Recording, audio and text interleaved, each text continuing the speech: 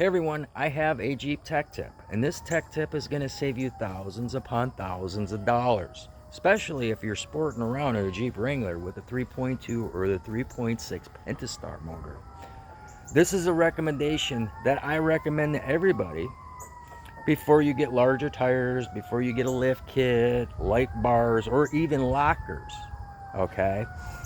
So the newer Jeeps, the JKs, the JLs, or even the JTs, the engineers designed this a little bit different.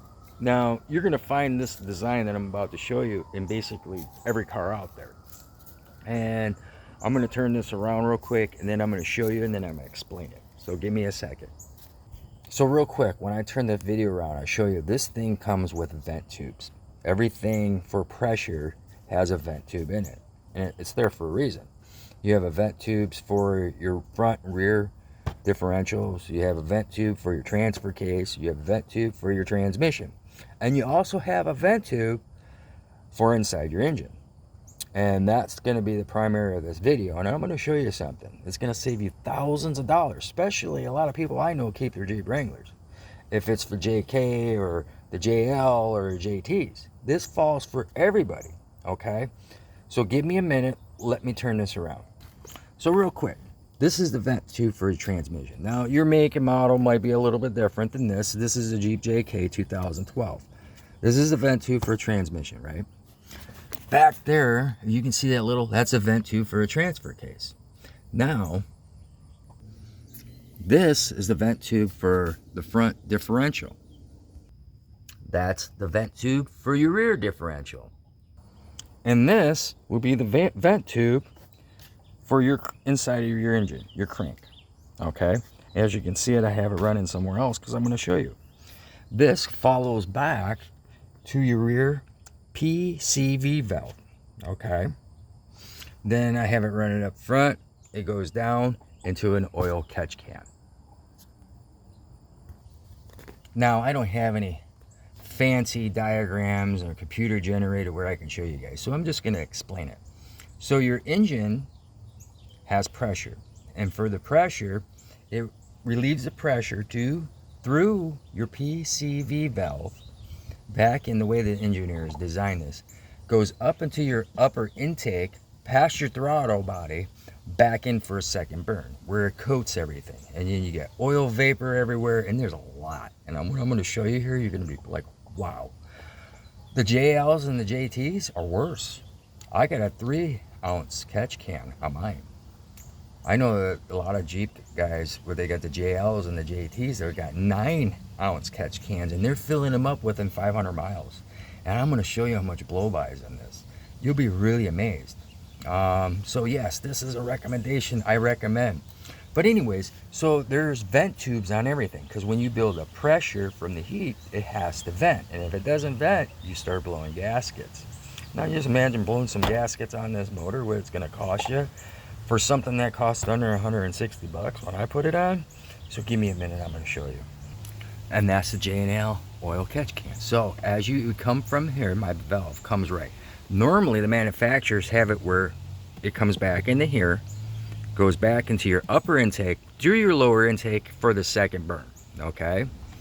Well, I have something, and I'm going to show you. So it comes from your PCV valve, comes down, it goes under, right? You can see where I tucked it under, to an oil catch can. Oil drops down, or vapor. It separates the vapor and air. Then it comes out here, goes back in for the second burn. There's no oil vapor in here, okay? Now, I spun it off a little bit. I'm just trying to be careful. Now, this is 500 miles, people. 500 miles. Oh, shit. 500 miles. So let me get this off. I got something to put this in. Hang on one second. Now this catch can that I have is a 3-ounce catch can. 500 miles, watch this. This is crazy. That is crazy. That's the oil vapor that would normally get pushed back into your motor for the second burn. That is crazy. That is absolutely nuts. And like I said, depending on your JK, your JL, or your JT, I went with J&L, if you can see that. I went with J&L, and the reason why I did that, it's plug and play. I mean, 20 minutes tops, and since I've done it several times, it's plug and play. I mean, you can't mess this up. There's other companies that have other ones where you could put together if you want to get all creative, and you could put it on the passenger side. I got mine on the driver's side because this is what it came with. So as your engine combustion builds up pressure, they call it blow-by. Oil vapor. Not necessarily lose like oil, but you could just imagine if your PCV valve got clogged, the amount of damage it would do. I mean, think about it. But in this case, we're talking about blow-by going back into your motor for the second burn. And it's just coating everything. I've actually had a guy the other day, he was asking me about it, took his throttle body off, put his hand in there, and it was just covered in oil. Where is this coming from? There you go. So if you're going to keep your Jeep Wrangler, your JK, your JL, or your JT, this is an investment I think you need to make. I know they have a website. I don't know if it's like jnl.com or something. I don't know. They're not sponsoring me or nothing, but this is just a recommendation I recommend everyone doing. Now, here's another issue. Mind you, I use this on the weekend warrior type of thing. I'm off-roading. You can see how, let me flip this up. See how dirty the engine is? I don't power wash or do any crazy, nothing like that.